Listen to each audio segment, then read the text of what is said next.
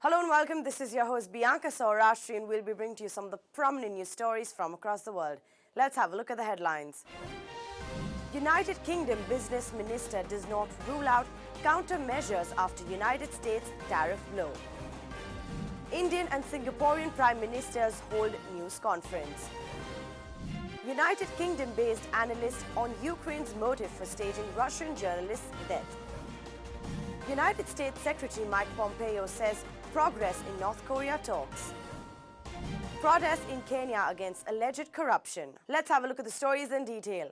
United Kingdom Business Minister Andrew Griffiths said that the Trump administration announcement will impose tariffs on European steel and aluminium imports, which was deeply disappointing. Andrew Griffiths, who is the United Kingdom's Parliamentary Under Secretary of State at the Department for Business, Energy and Industrial Strategy, told a British broadcaster that the government would be talking to the European Commission and the Canadians to see if there's some way through this. Well, of course, it is deeply disappointing. We've been in close negotiations with the American government to try and prevent this.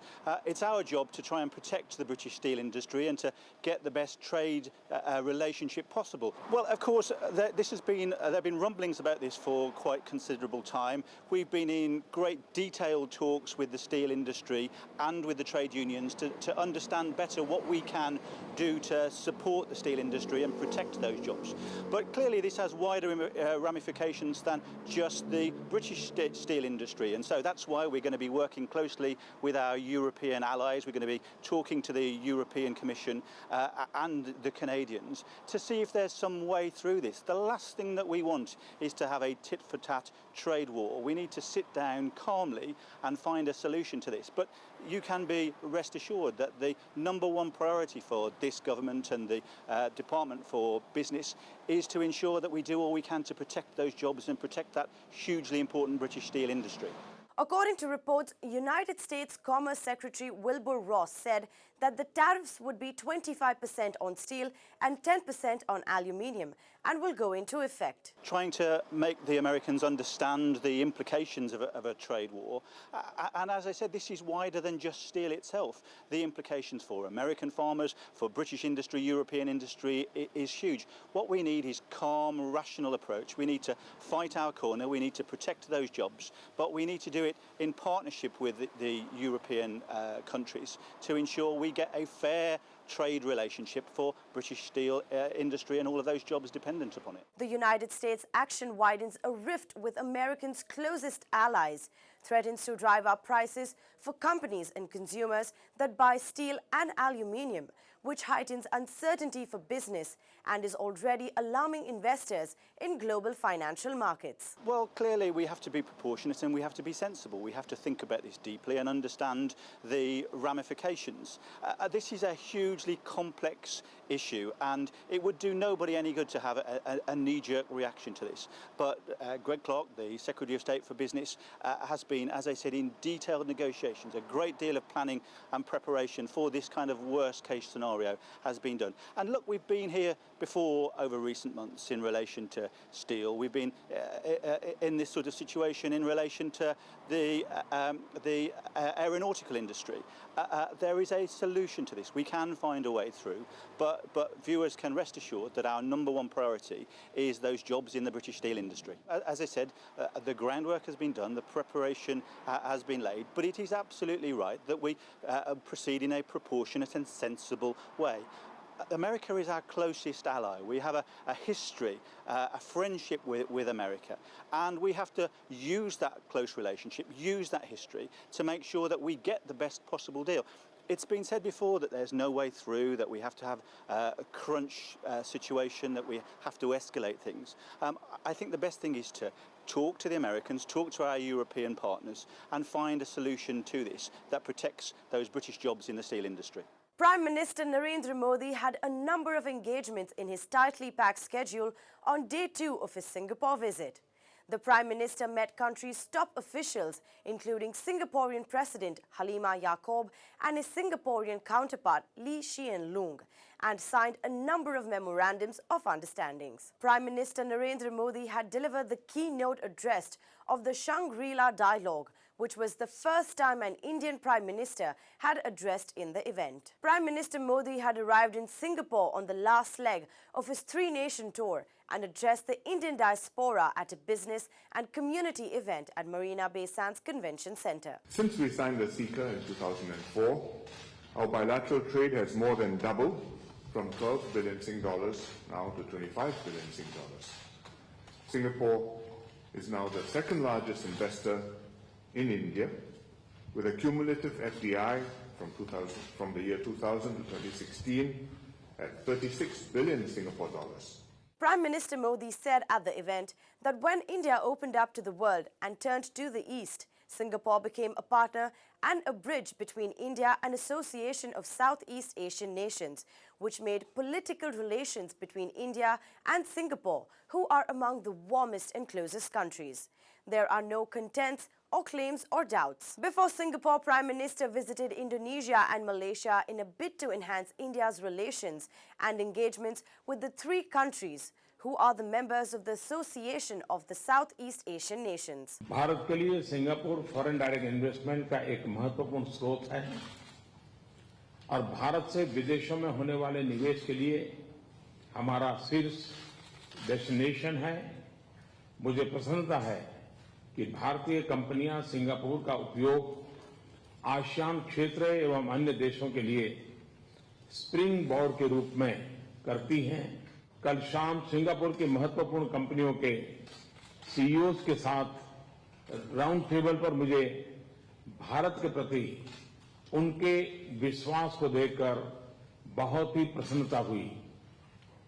A London-based expert on Ukraine said that it made tactical sense for Ukraine's secret service to fake a killing of a Russian journalist. According to sources, authorities in Kiev said that the apparent death of Putin critic Arkady Babchenko was staged in order to foil a plot by Moscow to assassinate him. On one hand, tactically, from the security perspective, they were able to keep the threat going until they had an evidence of exchange of money on video for the killing. And on the other hand, it was also to raise awareness in the West and among allies that Ukraine is under threat and that, you know, in a way it needs more solidarity. And they are trying to connect this to the case of Skripal in the UK, but also to Russia's meddling in US elections. But it's just the tip of an iceberg what Russia is aiming at in Ukraine. Orysia Latsevich from the Chatham House think tank said that the deception enabled authorities to gather video evidence that the Kiev claims implicates Russia. These extraordinary times call for some extraordinary measures, and I think they, rather than running a very covert, very discreet secret service operation, has decided to go on a more public, we wouldn't say theatrical, way of an operation, I think to attract attention. And I think politically, that is what Ukraine is struggling so hard, to attract attention to the threat that it is facing every day beyond the conflict in Donbass. According to reports, Orysia also said that the operation was aimed at raising international awareness of what Kiev sees as Russia's continued attempts to destabilize Ukraine, although she added that it could undermine what she describes as the fragile trust that Ukraine's had in their law enforcement services. I think it has been a success that it saved the life of a journalist, that it led to a possible prevention of 30 other deaths, and it possibly led to an evidence of Russia's engagement in the territory of Ukraine to destabilize and to present Ukraine as a failed state where its law enforcement cannot protect. But it could undermine a very fragile trust that is already in Ukraine to law enforcement about the means and the tools and about the facts that are being presented as the facts, but then they turned out to be false. Secretary of United States Mike Pompeo reported progress in the meetings with a top North Korean official that wrapped up earlier than expected, as they sought to salvage an on-again, off-again summit between President Donald Trump and North Korean leader Kim Jong-un. This is a difficult challenge. Make no mistake about it, there remains a great deal of work to do. And we made progress here as well as at the same time made progress in the other venues that conversations were taking place. We had all the time we needed today to make the progress that was achievable during our time here in New York City. Mike Pompeo said that the senior North Korean official Kim Jong-chol will travel to Washington on Friday to deliver a letter to President Donald Trump from North Korean leader Kim Jong-un. Today, Vice Chairman Kim and I discussed how our countries could come together and take advantage of the unique opportunity that our two leaders have created through their visions of the future that they have so clearly articulated. Vice Chairman Kim Jong-chol is now planning to travel to Washington to deliver a personal letter from Chairman Kim Jong-un. Mike Pompeo spoke to reporters in New York after meeting with Kim Jong-chol, who was the former military intelligence chief of North Korea. The proposed summit offers a historic opening for President Trump and Chairman Kim to boldly lead the United States and the DPRK into a new era of peace, prosperity, and security. Our two countries face a pivotal moment in our relationship in which it could be nothing short of tragic to let this opportunity go to waste. In my conversations with Chairman Kim Jong-un in Pyongyang and today with Vice Chairman Kim Jong-chol, I have been very clear that President Trump and the United States' objective is very consistent and well known. Demonstrators staged protests against corruption across Kenya. The protests in Nairobi and other big cities came after 24 officials were charged with corruption-related offenses in a probe linked to the alleged diversion of nearly $80 million. Protests held large banners and placards calling on the government to act swiftly against corrupt officials. Kenya's President Uhuru Kenyatta is under increasing pressure as outrage grows over a number of corruption scandals revealed in recent weeks around the ministers of health, energy, agriculture, public service and youth. The banks must disclose the ultimate beneficiaries of the funds and support the relevant agencies in the recovery of assets so acquired. We demand that banks which facilitated these scandals be investigated and punitive actions taken. Kenyatta has long been criticized for not acting against corruption officials despite numerous vows to crack down. Kenya is considered among the world's most corrupt countries, ranked 143 out of 180 nations by Transparency International in its annual corruption index. Today we are here at the capital city of Nairobi and also in other cities of Kenya, including Mombasa, Kisumu, Nakuru and other towns, to say that we are tired of the theft that is going on in this country. We have waited for so long for action to be taken, but nothing is happening. We have so many of these thieves going to jail, going to court, but they are not being imprisoned. They are being let free immediately after their court cases are over. So we are here to say that the evidence gathered should be watertight. We do not want games anymore. The kind of money that they have stolen this time is money that is embarrassingly huge amounts. And this means that the money that they're going to steal next, if the action is not taken, is going to be crazier than the 9 billion that we are talking about right now. Well, that's all for today. Thank you so much for watching.